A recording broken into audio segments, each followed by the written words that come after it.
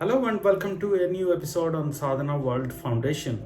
As you know, we care about crafting young lives. We present stories and experiences from our day to day lives and seek a connection between our experiences and the teachings in our ancient texts. We believe that the teachings are immense and we can learn from them, adapt them in our lives, become better, and lead a happier life in this world.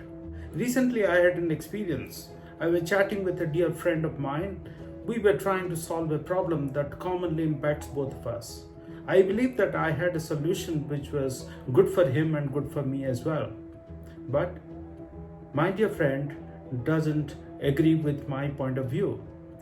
I try to convince him, I tell him that we are in it together and see the brighter side of the solution, and this is how we could resolve this issue.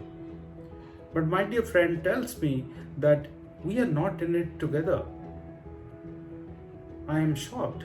I seek clarification. He tells me a couple of instances where he expected me to behave in a certain manner while I did not. And in my mind, I thought I was solidly behind him. Over the last few years, I have supported him in many ways, which has really made his life better. My expectation was that he sees my point, and his expectation was that I take his perspective. So clearly, both of us were misaligned. I thought we are in it together. He thought that he wasn't. I felt that the contribution that I have made in his life will be valued a lot by him, while he thought that all that contribution that I have made to his life is routine. So I was reflecting on this. I could realize that such a situation is not very unique. It happens almost every day in our homes, in our families, amongst the relatives, amongst friends. It happens at workplaces. It happens everywhere.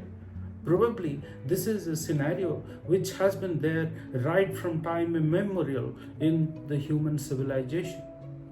So how do we handle this? What does our ancient texts tell us? Do they give us any guidance? So I came across a story from the Jataka Tales. Many of you know that Jataka Tales is a compilation of stories about Gautam Buddha's life during his process of enlightenment. So this is a story of friendship between a turtle and a bird. The turtle and the bird were close friends. They used to share the same nest. They had come to a way of life where the bird went out during the day to collect food while the turtle guarded the nest. A point of time came when they had to argue about the contribution that each one of them makes to their coexistence happen. The bird felt that he was contributing the most because he was getting the food, without which the turtle would die. The turtle felt that he was guarding the nest, without which the bird won't have a place to stay. So there was mutual misunderstanding. Of course, as any story will be, that there is finally an understanding. They come together, they understand mutually the contribution that each one of them make to their lives. So what's happening here? The ancient texts tell us that for mutual understanding, we need to communicate openly. Probably my friend and I never communicated to each other about this particular contribution that I was making to his life or his expectation out of me.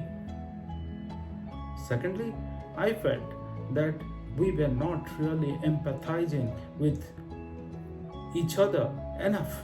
Like the bird thought that guarding the nest is a very simple job. And similarly, the turtle felt that collecting food is a very simple job. The turtle felt that guarding the nest was very difficult, very challenging. And the bird thought that collecting food is the most challenging of the tasks in this world. The bird did not think of the challenges of the turtle. The turtle did not think of the challenges of the bird. So we need to spend time with each other. We need to empathize. Empathy doesn't happen overnight. So that's the second lesson for me. Probably I did not empathize enough.